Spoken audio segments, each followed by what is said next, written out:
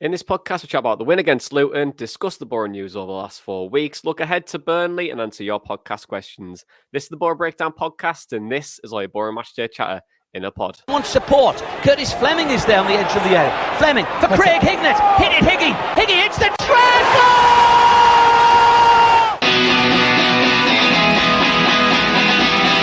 Ravanelli coming alive again. Janino wants the ball played to him. Ravanelli spots out Emerson!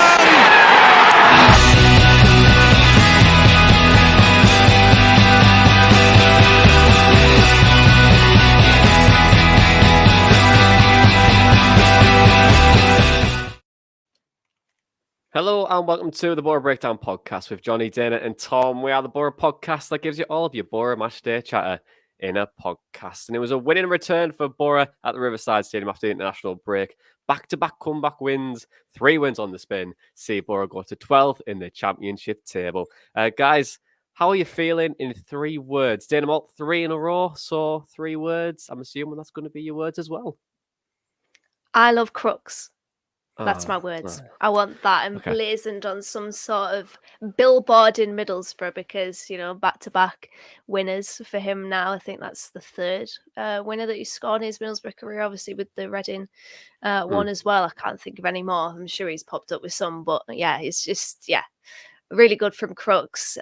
Delighted for him and really happy that we've bounced straight back into the swing of things with a late winner. You can't beat those sorts of wins. Dana loves Crooks on a billboard. We can make that happen on this podcast. Tom, how are you feeling in 3 words? I mean, how I'm actually feeling in 3 words is rough as toast after me work's Christmas party on Friday. But for Boro, just absolutely mint, man. I think I've used that before, but it's applicable here. Coming back with a win was the best way for football to return to Riverside. It felt a little bit strange being back yesterday after the World Cup break, but it just wasn't to see the win. Sadly, I missed 2 goals while I was trying to go and buy a bottle of Coke for helping me hangover, and stood next to Elliot at the front of the queue who was buying 8 pints at the same time, which was quite funny. Classic Els. But yeah, I haven't seen the goals now. It was great that, after going 1-0 down, we've just had that kind of determination to get back into it. Created a really good goal for Akpom, and then who doesn't love a last minute winner? As soon as Crooks came on, I thought he was scoring that, but I'm loving seeing it at the moment, and just straight back to doing well under Carrick for our first match back. Yeah, and for me, I'll say great mentality, Boro. I thought it's just I think it's really good to see, us coming back in games and not panicking when we go 1 goal down, and also bringing it back and then also going on to win it as well. We've won now against an ex-Premier League side and then a playoff team in Luton last year, and that can only, breathe confidence for this group, and hopefully we can continue to do that, obviously against Burnley next week, which is going to be such a tough game. But if we can beat them, then the world and the league is our oyster. But let's speak about Luton then, because Rob Edwards, who was heavily linked with the Boro job at one point, we thought he was going to take it, was having his first game as Luton manager since that Nathan Jones has took over at Southampton. They took the lead through Jordan Clark, Akpom equaliser, and Crooks the late winner, seeing Boro get all 3 points. And there was very, very interesting moments throughout the game, which made the game what it was. But Dana, how would you assess the performance against Luton?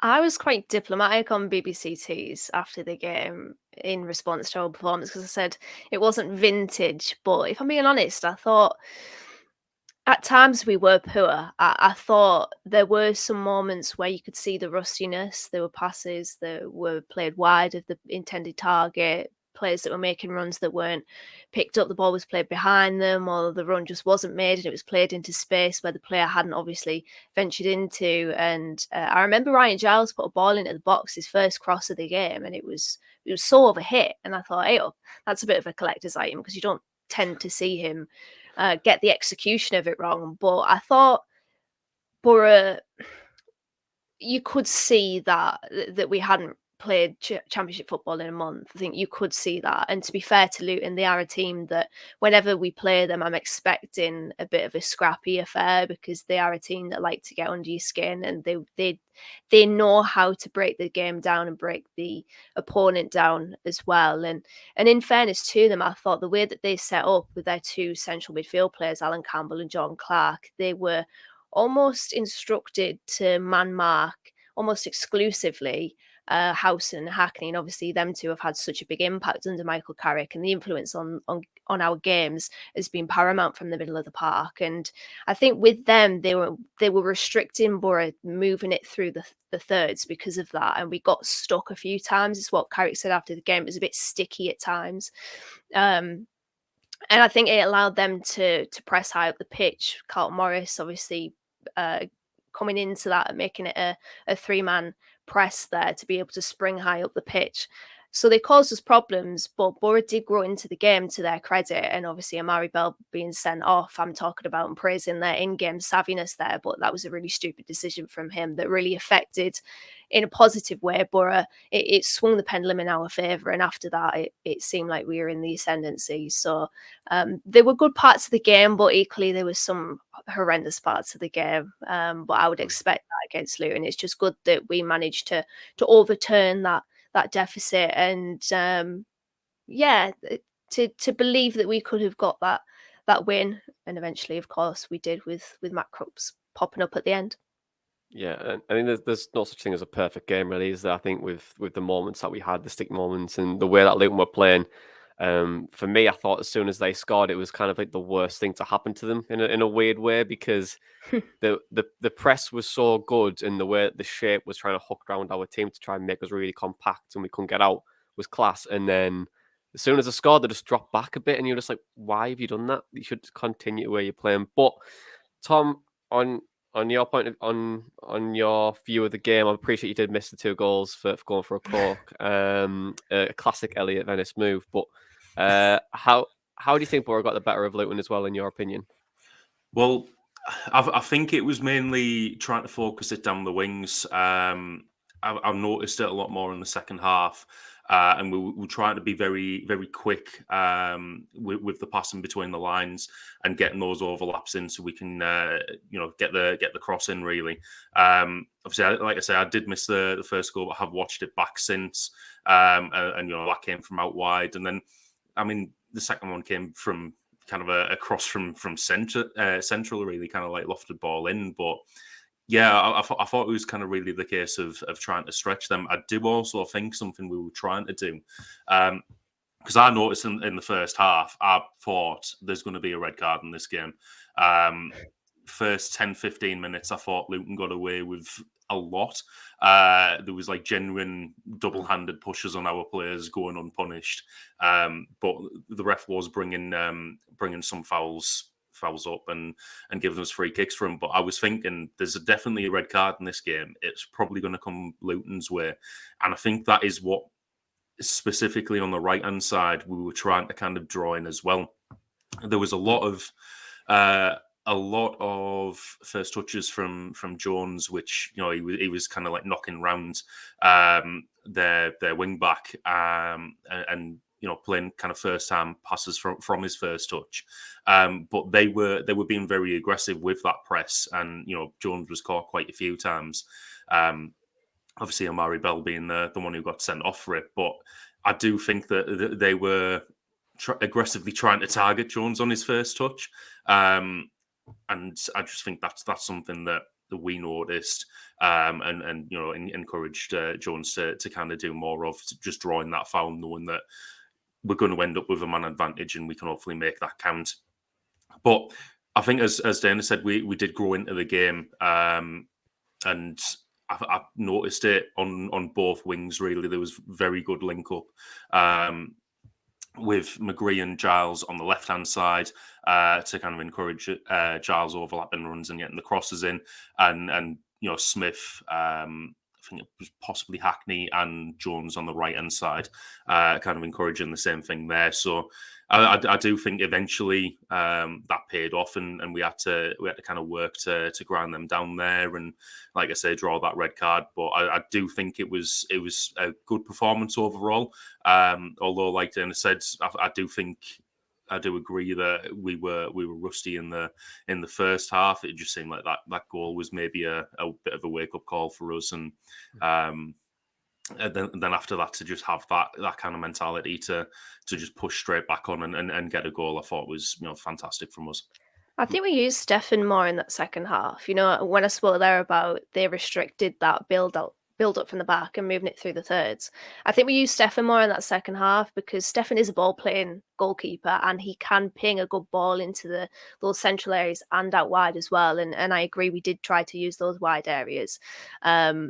So I think that was good to be able to work around that press to entice them into those sort of central areas and then ping it out wide with Stefan. I thought that was something that I noticed the difference from the first half to the second half.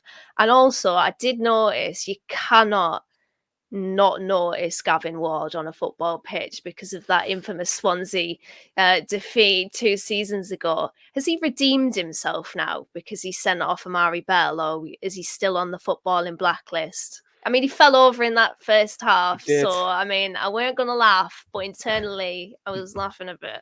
I laughed out loud, yeah. me. It must have been all that time he spent working in the dark, but. Well, do you think Amari Bell has any complaints on the sending off then, Tom? Because I mean, it was a bit silly, wasn't it? He should have been sent off earlier.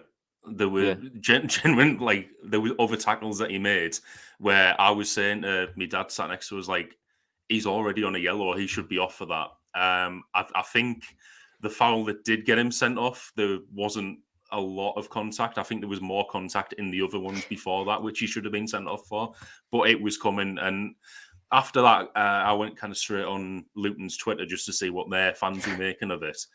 And they were all saying the same thing, like, how was he not taken off like 20 minutes ago? We could have all seen this coming.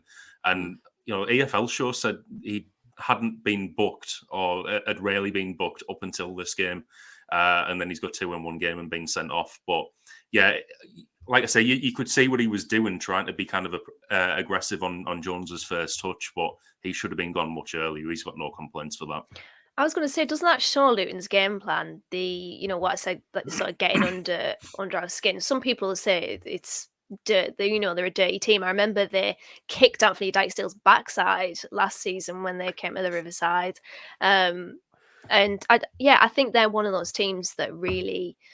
Let's be honest, they can play good football, but they're very good at that sort of siege mentality, aren't they? Where it's like us against the world sort of thing, and they're very good at being able to, as I said, break down the opponent and break down the game. And I think Amari Bell's aggression in that football match, I think, showed their game plan.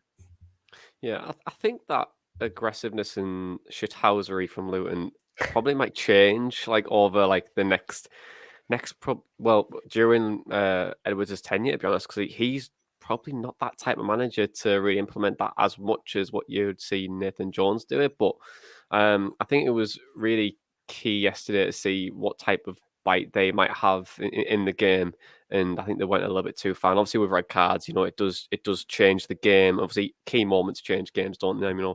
Their first goal, the setback.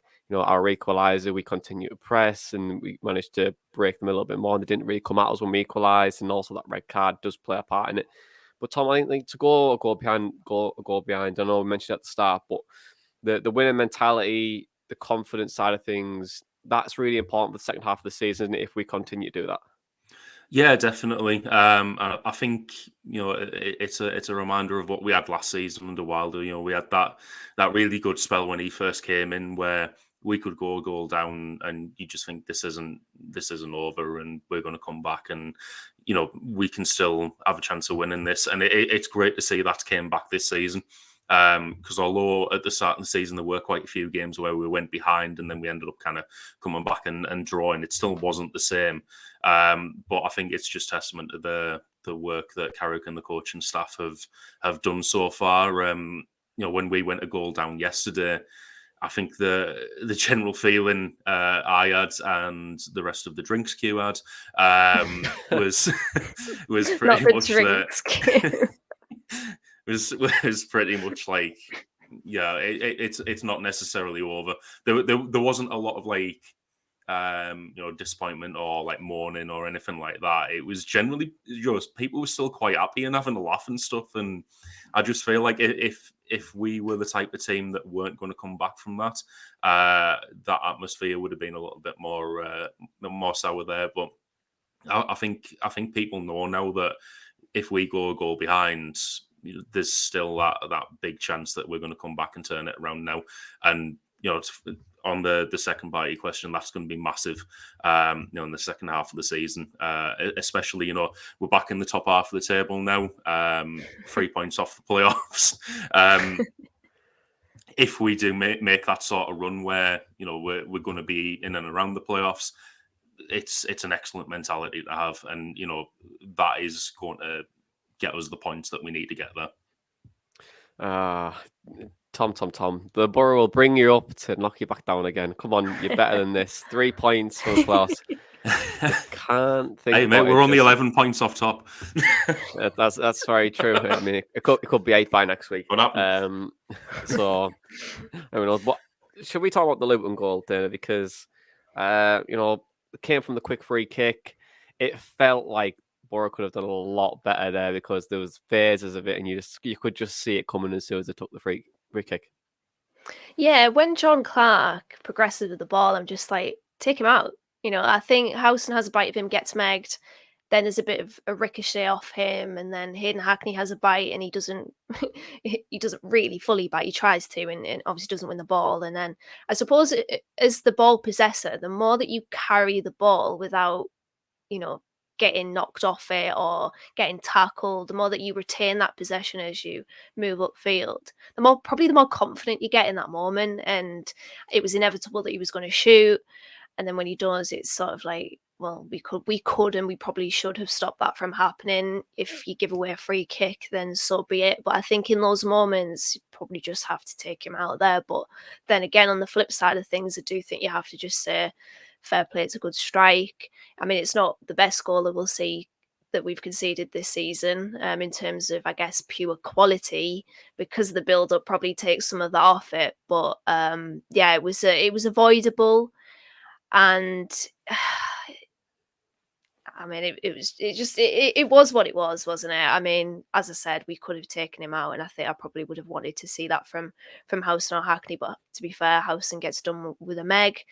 We get a little bit unlucky with that ricochet, and yeah, he scores it. But hey, it doesn't matter in the end, does it? It doesn't, because Matt Crooks, the love of your life, Matt Crooks, has obviously scored the winner. You said you loved him on tees. Do you think? Well, you can dissect the goal in a second, Dave, but it's just we got a question from Boro and they said, should Crooks be starting, but who for? And if so, like, who should he be going in for? Do you know what I mean? Because he's on the bench at the moment, he's coming on as a striker, but it's not really the right position for him, is it? I think it is. I think it is. I think it is at the moment because it's working. And this is the thing with substitutes, impact substitutes. When they make that difference, the next question is always, should they start? My answer to that is no. Keep Crooks where he is, because he's obviously coming on and he's making an impact. And I don't think if he was to start games that he would have the same effect. I think he'd probably do more harm than good to play him from the start, because I think Marcus Forss is a good foil for Chuba at the moment. I mean, he's probably maybe internally a bit sick as a pig that Akpom keeps getting these opportunities and he isn't. But I think he's providing a really good foil for him. And I think things will start to really set in place for Forss. I know he obviously scored against Blackpool before the break. It was a penalty though. I know I'm saying it was a penalty though, as if, I mean, you still have to score from 6 yards, but from open play, I do want to see a little bit more threat from him, but it will click for him. I think for Crooks, his position now in the team coming off the bench is fine. I don't think we should change that, because he's come on the past 2 games and he's made that impact, and he's a poacher. He will get into those good positions. He will get into the right areas at the right times. And I think that only happens because he's coming off the bench, because he's fresh and he's coming on with that instruction to get us back into the game when we need to. And I like that role for him right now. I wouldn't start him personally, because plus, who are you taking out of the team for him? Yeah, he's a bench player at the moment, and as the cliche goes, it's not who starts the game necessarily. It's about the players that finish it, and he's finishing the game, and he's finishing the game as the hero the past two games that we've had. So thumbs up from me with Crux's impact super sub role. I'm fine with it. Do you want to chat about his goal? Because he peels away lovely and finds the winner, because when that ball comes over from Hackney, you just see him peel off his defender, and it's just a lovely little touch in. Yeah, it's brilliant simplicity. It's simplicity done well. So when the ball comes to Hayden Hackney, watch Duncan Watmore's run, because I think this is really, really important. Obviously, Matt Crux's movement himself is brilliant, because he's ready. He's placed. He kind of stops on a dime and then moves, and it's that really quick movement, the drop of the shoulder, the go, that allows him to be in the right position. But it's Duncan Watmore that drags Luke Freeman out of position and enables that space. So when the ball is delivered into the box, and I think it's Tom Lockyer that knocks the ball back. It's Tom Lockyer that knocks the ball back. Matt Crooks has allowed that space, and that is an amazing amount of space for somebody of Crooks's ilk, somebody that is a poacher that's going to be in those right areas at the right time, like I said, to be able to exploit. And he just turns, he swivels, he turns, he goes into that area, and he's able to pick up that second ball, and it comes off Horvath's glove into the back of the net. We don't care how it goes in, it went in. And that's just, I think it's a really good goal done really well. It's that simplicity, as I said, to be able to just drag players out of position. Again, I'll refer back to that tweet that we put up, that a lot of people were eye-rolling about Michael Carrick talking about the simplicity of midfield movement and space and receiving the ball and giving and going. That sort of simplicity, when it is done at its best, is very, very good. And I mentioned it on a few podcasts ago that I think football can be overcomplicated at times. I mean, I'm sitting here now. I haven't played football since, I think it was like I played against Redcar College, and I was blowing out my ass after about 5 minutes. So it's easy for me here to sit here and say that football is simple. But I think the really basics of it, when they're done well, as we saw there with that goal, fantastic. Really good movement. Opens up the space, allows Matt Crooks to have that area, that boxed area, to sweep up that second ball and get that winner. And then after that, you got I love Matt Crooks tattooed on your left arm. He is still up there. If I've got a cut out of Matt Crooks's face on my wall right now, no lie, it's been there since last season, and it's staying up there. In fact, he's going on the top of my Christmas tree this year. God, I he's hope the he's star. not listening. I hope he's not listening to this podcast, because he might think he's got a stalker in his hand, to be honest. Oh dear. No, but you're absolutely spot on, though. You're absolutely spot on. And football is simple, and also it's all about space, isn't it? And how you control that space and how you can create it and nullify. Defending's all about nullifying, and creating is all about creating space. Yeah. So, but Tom, in the post-match press conference, Michael Carrick said that he wants to win games more comfortably, even though everyone loves a late winner. How do you think Boro can do that? Well, I mean, I think it's worth stating that the last two games where we've had the late winners, they have been against difficult teams to play against. Although the Norwich fans are apparently hating life at the moment under Dean Smith, they're still a team that have just been relegated from the Premier League. They're still a good team, and as I said earlier, Luton are playoff team from last year. To come back and win those two games where we'd have probably taken a draw away at Norwich. And would expect a tight game at home to Luton, because it always is. It's excellent to see. Obviously, I think every team would love to beat every other team more comfortably, but we have been doing that in previous games as well. I think you look at like the Blackpool game, for example. It was a great example of how we can make things comfortable, and how good we can be. So I think against arguably weaker teams, we can do it. I think it might just be a little bit more drawn out against the teams of kind of like equal strength or better now. But yeah, I think it would always just come down to taking the chances that we that we kind of generate. I mean, you look at some of the ones we missed yesterday, and I mean, it's still a little bit of a blur for me, to be honest. But I remember Chuba Akpom hitting the post from like right in front of where I was at the the corner of the box. It was a great shot.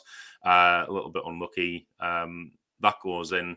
We're looking at it being a much more comfortable game because it would be 2-1 at that point, and then you've got Luton who have to kind of open up and go for it, and we can try and capitalize on that. So yeah, like I said, just taking the chances when we get them, but it's not something I would be particularly worried about right now because I've seen us do it and win comfortably now. Seen just about enough from under Carrick to know that he can get the team to do that. Okay, then. Well, let's move on to questions then, because each week you send in your questions via Twitter, email, theboroughtbreakdown@hotmail.com, or to join our Telegram chat, where there's over 300 Boro fans talking everything but Boro.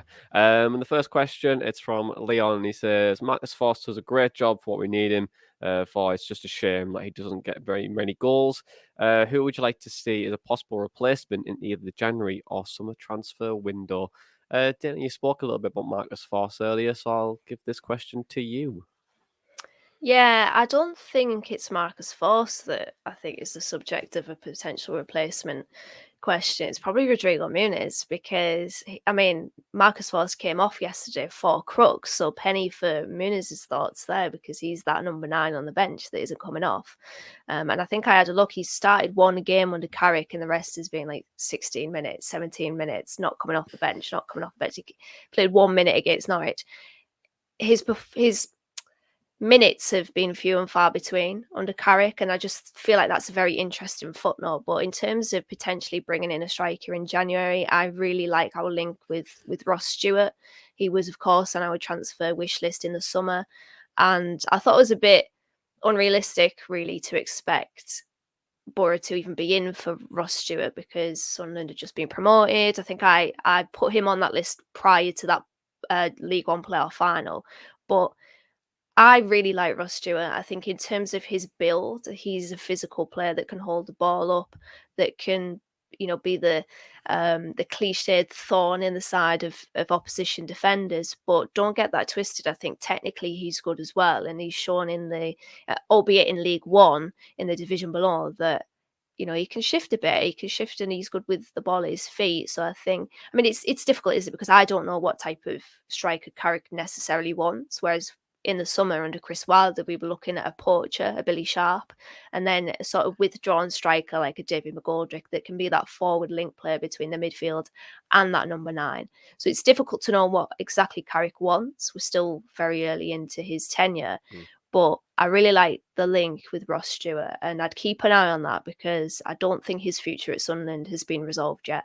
I saw something on Twitter earlier from Roker Reports, an opinion piece saying that, that needs to be sorted. So obviously it hasn't been sorted yet. So that's interesting. But I'd keep Forss. I would. He's not on loan, so we can't get rid of him, can we? But Rodrigo Muniz is the interesting one, I think. Yeah, and that's just to keep going with your point there, like, although he's a striker, it doesn't mean he always has to score all the goals. Like if he's creating the opportunities for goals to come elsewhere, then that's just as vital as putting them in the back of your net yourself. So for me, he's doing a really good job at leading the line at the moment. Appreciate he's going to have Watmore trying to get his position as well. But for me, Forss and Akpom have done really, really well so far. Akpom is top scorer now in the championship. So yeah, I think there's no complaints for me, but yeah, I think you're spot on, Dana.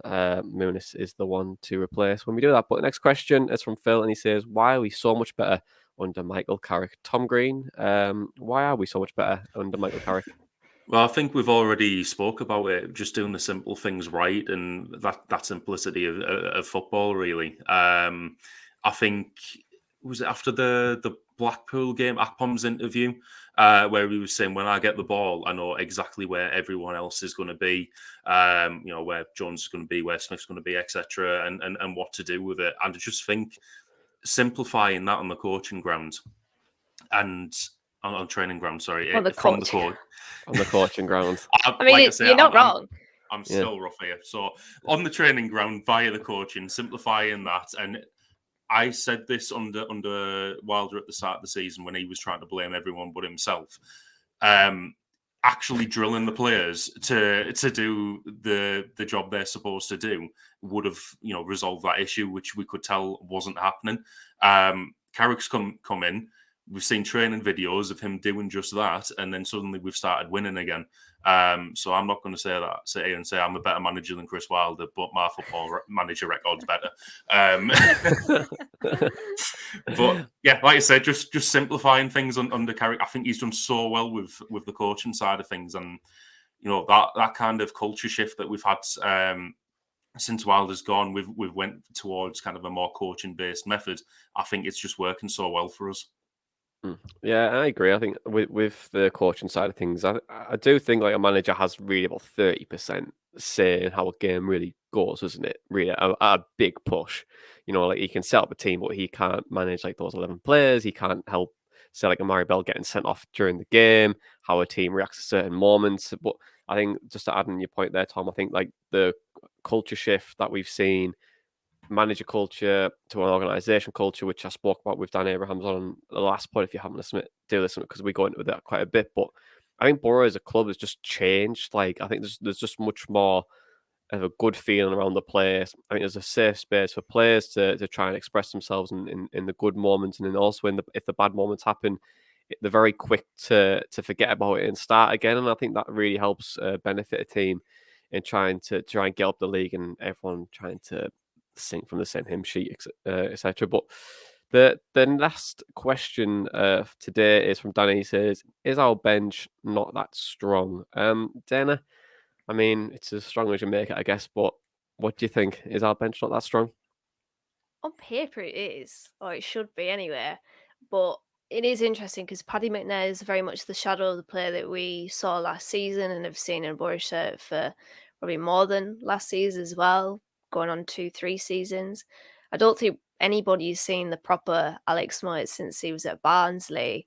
And then Dijksteel's role in the team has been, he's now a substitute, and which is a shame. He's that player that comes off the bench to sort of shore it up at the back.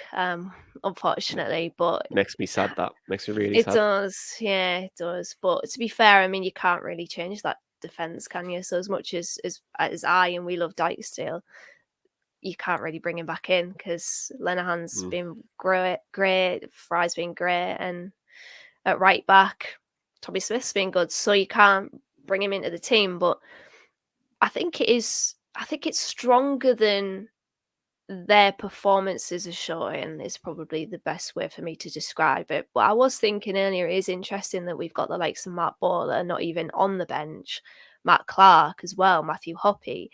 I think that's a headache, obviously. But Massimo Luongo, where's he gone? Like, he came in and he might as well have been a Grandpa Simpson and turned back around and left again. Like, isn't his deal until January as well?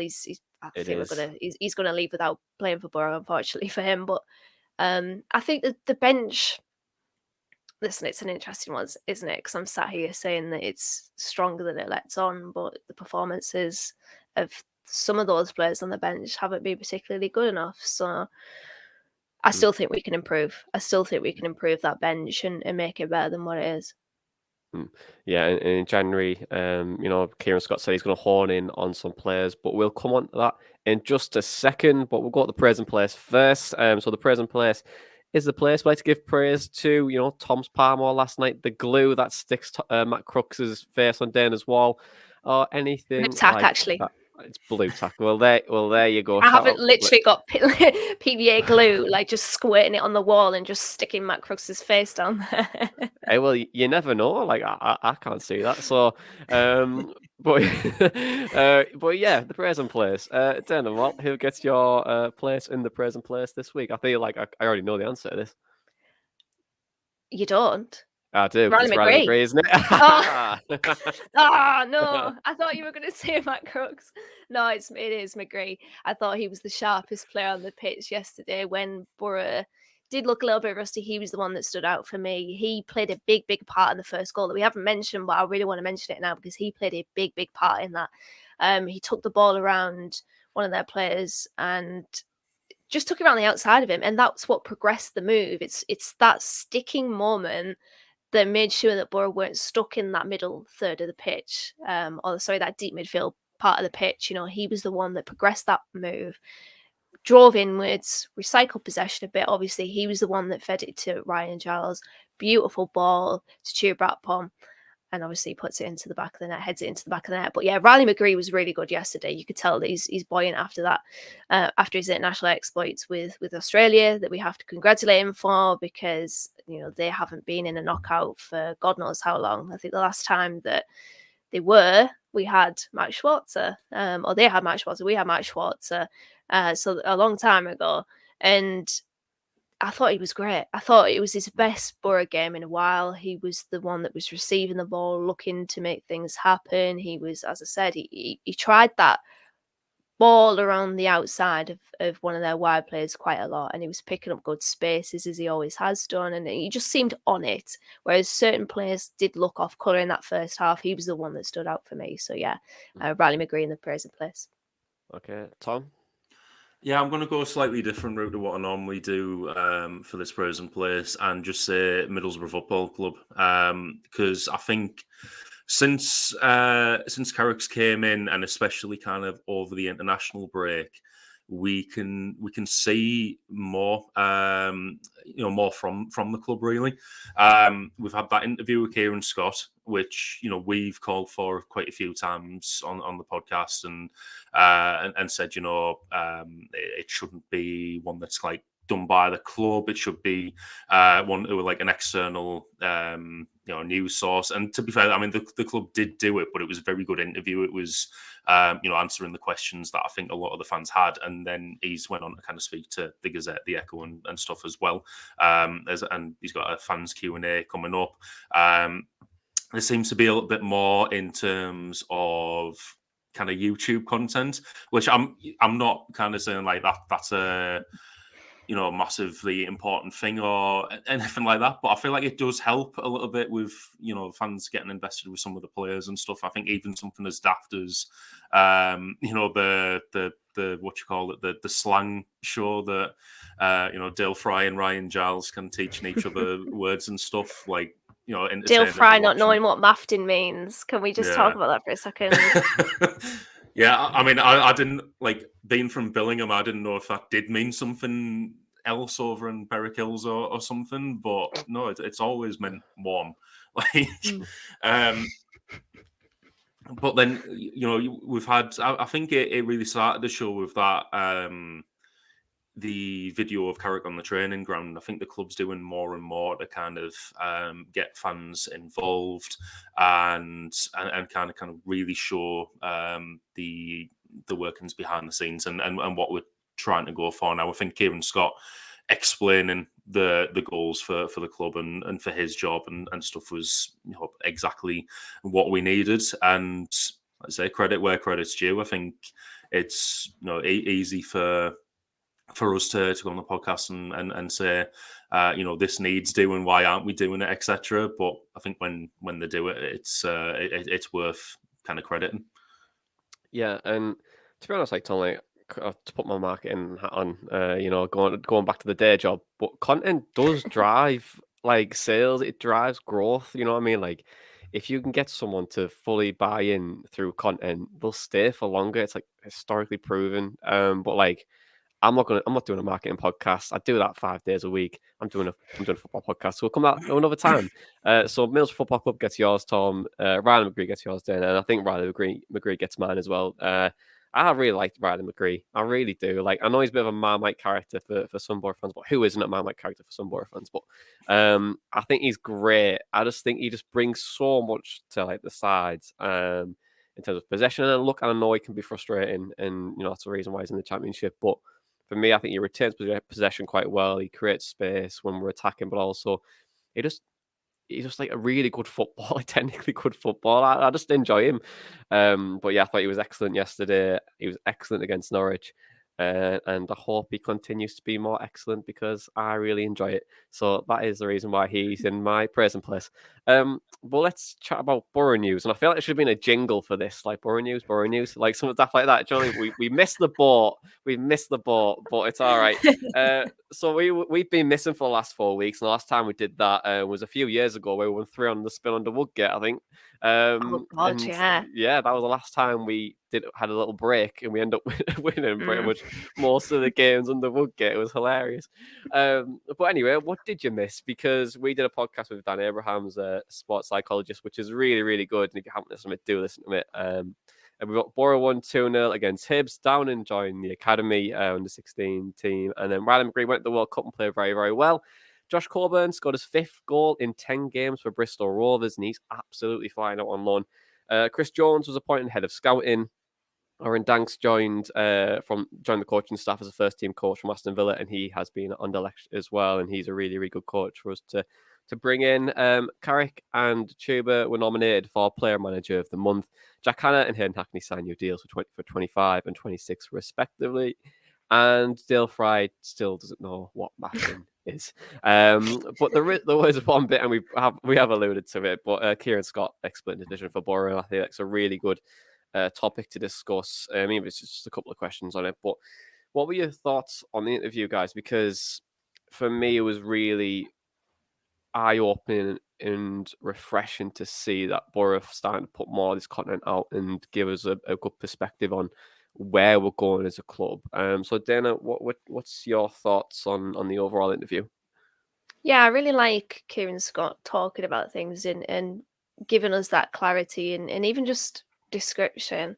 I really like the cut of his jib, and I think I want to hear more from Kieran Scott. It'd be brilliant to get him on this podcast. But yeah, I really liked it. It's obviously what we have been wanting. So again, what Tom said there, echo the sort of credit where credit's due. And it seems like we can't get enough of Kieran Scott at the moment because obviously the Echo, the Gazette, BBC Tees, the club website, Middlesbrough Supporters Forum, he's going to be everywhere, isn't he? But yeah, I really liked what he said. He clarified the statement that he mentioned when Carrick was first appointed, that his work starts now. And I think that tells me what we all knew, really, confirmation that things just didn't fit under Wilder, because he has mentioned, Kieran Scott, a couple of times, Michael Carrick's title of head coach. I think that's interesting because obviously that seems to be a much better fit for him, and he's a key figure of this football club. So that's brilliant to know that the pieces are gelling together quite well now, although it's early days, of course. Him mentioning untapped markets as well. He said that they don't really exist anymore. You can't pluck an Emi Buendia from the Spanish Segunda Division anymore because it just doesn't, a lot of the top clubs have got, he said, 200 to 300 scouts covering those markets. So it's about getting in there quickly and selling the vision. And what he also mentioned is something that I kind of forgot. Obviously, Carrick as a player is a massive pull. I didn't forget that. But Woodgate as well. When Woodgate was appointed as Boro manager, there were so many good reviews of him as a person and as a coach. I remember Clayton came out and said some good things about him, and there were other Boro players, ex-Boro players as well that did so.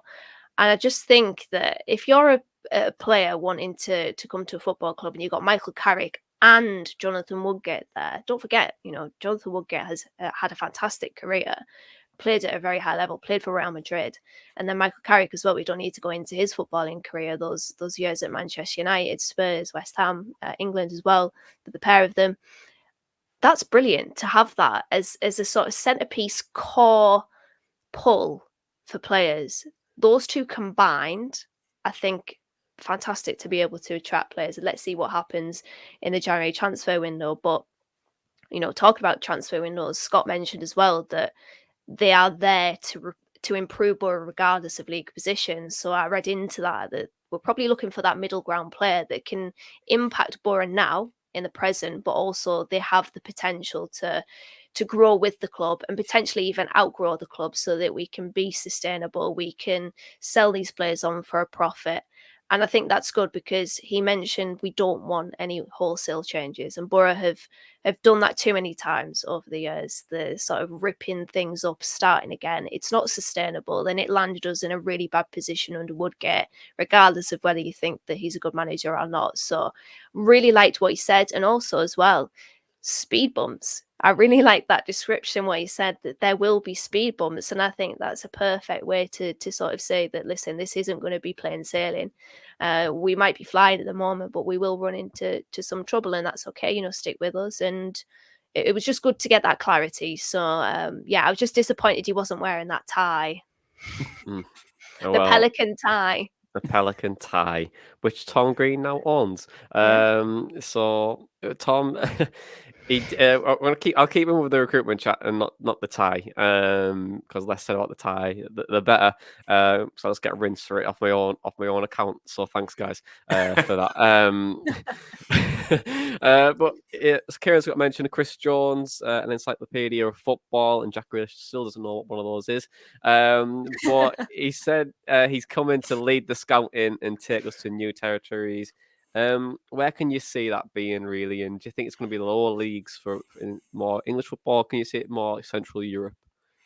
Well, I mean, I can see us making signings from lower leagues, but I think we're also going to be exploring those other territories where the work permit rules aren't as strict. I think we've seen that mainly with South America, San Piero last year. But I think Scandinavia's also possibly up there. I haven't played this year's Footy Manager yet, so I don't know which countries have the least kind of impact from Brexit on work permit rules. But I think that's going to be the type of approach that we're taking. Signing those promising kind of players who can take that step up from lower leagues or Scotland or whatever, and then the other players from other regions where the work permit rules aren't as strict. But I really like what I've heard about Chris Jones so far. Where Kieran Scott's saying in his interview, I can say like who won this game in this year and etc. And he'll know everyone who played that game and who scored and stuff. I think that just sounds great. I mean, the last time we heard something similar to that, I think was Victor Orta when he came in, and we heard that story that he'd was it him and his older brother had like a competition of like who can remember the most football knowledge or something, and he built like this whole kind of database of all these players and stuff without having a job to do that for or anything. It was just kind of his passion. I like the what we hear about Chris Jones, that he seems kind of very, very similar. I think the next couple of transfer windows are going to kind of show what he's all about. But yeah, I'm just really looking forward to kind of seeing that going forward now. I think we made another addition to the scouting team as well, whose name I can't remember off the top of my head right now. But it does seem like we're actively focusing on building that out now and making the scouting team better, and it's exciting times. It is. I think it was it Jamie Benson? Maybe I want to say that rings a bell. It does ring a bell, doesn't it? But I feel like I could be wrong. I think it is. I'm like 99.9% sure it is, but you never know. But on the kind of the last question on it, we was talking about honing in on players. Dan Balazar was mentioned as well. Dana, you are a huge fan of his. Would you like to see him come in? I guess and who would he replace in the side? I would absolutely like him to come in. I don't know who you would replace. You're probably looking at maybe Howson, I'd probably say. But I think with Dan Barlaser, you probably need him to be able to impact the game and influence the game in the ways that he can. There are players and creators that create through ball carrying ability, that magnetize players to them, create space. He's not that type of player. He was described by Paul Warren as a quarterback. He sprays some fantastic balls up the pitch. He's got great vision, great eye. I remember when Connor Ripley was at Accrington Stanley, I was doing a few loan watch blogs, and Dan Barlaser was at Accrington Stanley on loan from Newcastle, and he was getting some really good reviews from their fans. So his trajectory has just taken him into the Championship with Rotherham. And I would really like to see him, because I think he's that type of midfielder that can probably dictate the game and to bring Boro up the pitch through just really good creative passing and good vision. And I think obviously it would be a step up. No disrespect to Rotherham, I think they're a good team in their own right, but it is a step up, and it's a little bit closer to home as well, because he's a Geordie.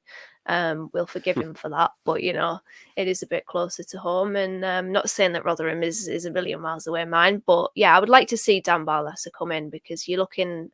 I think he does fit into that category. What I said, that middle ground sort of player, where he can influence things and impact things in the present, but probably does have the potential to just crank it up quality wise that extra notch. So yeah, 2 players for the January wish list there in Dan Barlaser and Ross Stewart, already been mentioned in this pod. So yeah, let's see what we do.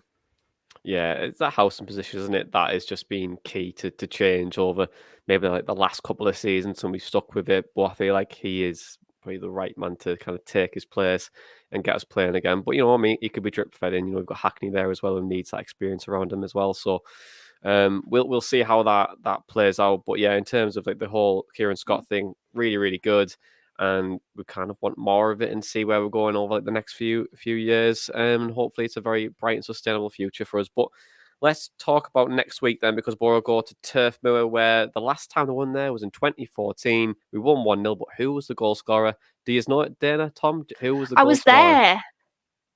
I was there and I still don't know. Was it Butterfield? It was Jacob Butterfield. It was in the 51st minute. Almost revoked my own season ticket there. It gave Aitor Karanka's Boro all 3 points at Turf Moor. But yeah, Vinny Company is the manager there now, and I watched a lot of Vincent Company's Anderlecht last year, and the parallels are very similar. He's got very good principles in terms of how to play. It is very much like he's been taking it from Pep quite clearly with the way he's been playing possession football. But last year, when I watched him as a manager at Anderlecht in the Belgian League, the start off with 3 at the back, and we could just not win games at all. It was like possession, try and get as much width as you want, play 65, 70% possession. And Josh Cullen at the time was vital, and the centre-back was vital. Just to try, and the right centre-back and the left centre-back were vital in creating the patterns of play and trying to get the team up the pitch. And they were playing with that much width. Teams could just overturn them, and we could never ever win games, which was really frustrating to watch last year. But he's moved to Burnley now, and the principles and the way that he wants to play. He's a bit of an idealist, to be honest, as a manager. He wants to play in a certain way. He'll bring in the players to fit that system, and if you're not any fit to that criteria, you won't do it. But in terms of like their real key players, Josh Cullen, for me, he's just an outstanding footballer. He's really really important to how they play. Him and Jack Cork, who normally play in that double pivot and that 4-2-3-1, is vital, because one, Cork is more of the one who play between the lines in terms of like getting the ball off the opposition and then gives it to Cullen, and then Cullen is just always in space and will look to try and play that next pass or the next pattern of play. But in terms of like another player as well, who was at Anderlecht last year, and he's took to Burnley, was Howard Bellis, and he was, of course, he's on Manchester City as well, and he again has kind of flourished this year, but last year he was absolutely awful. But it's just crazy how much a year makes for him. But in terms of players to watch, you're looking at J. Rodriguez, you're looking at Brownhill in that number 10, highly possession-based teams, but they do play with a lot of width. So I think your counter-attack, if you do get it in the right areas and press in their key moments, I think you will probably get success from that. So, guys, what are your thoughts and feelings about the game then? Because, top of the league, they're flying at the moment. 2 defeats all season, 1 against Watford and 1 against Sheffield United. And they are playing now, so Tom, maybe we'll go back to you in the studio in about 5 minutes. But how are you feeling about it, Tom? What do you think? Do you think Boro can go there with confidence and maybe get something? Well, I think we should absolutely be going there with confidence at the moment with the way we're playing to end before the World Cup break the way we did, and then pick up again with another win. We should be knowing that we are a good team. We can give anyone a game, and I think this is going to be the toughest test for us this season so far. But I think we can go there and get something. I'm not necessarily saying we're going to win it, but I don't know. Every time I remember just kind of games at Turf Moor, I've only been there once, and I think it was McDonald and Joe Bennett who maybe scored. So talking quite a while ago, but no, I remember other games there, like where we should have beat them that season. We went up and they got that like last minute goal, which was an absolute sickener. I remember watching the beanback in the Riverside on the big scoreboards, and yeah, that was sickening. That, but I feel like we can always go to Turf Moor and get something, and that might be kind of misplaced if we look over past results and stuff. Like you just said, there we're not won since 2014, but no, I think the way we're playing at the moment, we can absolutely go there and kind of take them by surprise. I think I was watching when I was at the Bristol City game. I was in the box, and we had the Sheffield United Burnley game on before that, and Sheffield United showed that they are beatable. So yeah, we need to go there with that same belief that we've had for the last few games, and know that we can win. It's all about the press against Burnley. Trust me, it's all about the press against the Vinny Company side. Him moving from a 3 to a 4 last year was pivotal in his Anderlecht season, but this year they're much more compact in comparison to previous years. But they are beatable. These really are beatable. They are winning 2-0 now against QPR, but it's not the point. Dana, It's not the point. Dana, how you feeling about it, and what is your prediction? You know what? I think we can channel the win in 2014. I was there that day. That was the infamous 2003 TV game. So I wonder if they've still got TVs from 2003 in the concourse. If anyone's going that's listening, please let me know if they've upgraded those TVs. But yeah, I mean, that game, I remember we defended with literally everything that we had in that match. It was an Aitor Karanka masterclass. Dimi had a fantastic game. Remember, Ayala got sent off towards the end, but we absolutely dug in. And I think we can do that again. There's just something about it that I'm feeling parallels here between that win and the game that we've got against them next. But it's going to be tough. Obviously, it's limited. I think it's about limiting Cullen's influence on the game, and if we can dampen his authority, then I think we could get something out of it. Maybe put Chubratpom on Josh Cullen and make him go a little bit deeper, put a dangerous player on Josh Cullen, and maybe his influence will be changed there somewhat. So yeah, this one I'm hoping that we could get something. We go into it with great confidence. Why can't we get something from that match? It's going to be difficult, but I think we could get something. I'm going to go 1-0 Boro. 1-0 Boro. Tom, score prediction? I'm going to go 1-1. 1-1. Yeah, I think both teams to score, definitely. Just stop Cullen. Make sure that Maatsen doesn't get up on that left-hand side. The wing backs have been really good for them this year. So stop the overloads from that. But then, who knows, man? Who knows? Definitely both teams to score, but I don't know. 2-1 Boro. There we go. All going to win. It's going to be 4 in a row. And we'll be flying up the table.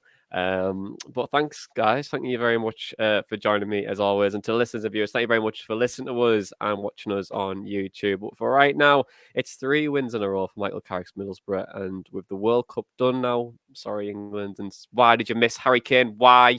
The Boro are back up the Boro Breakdown.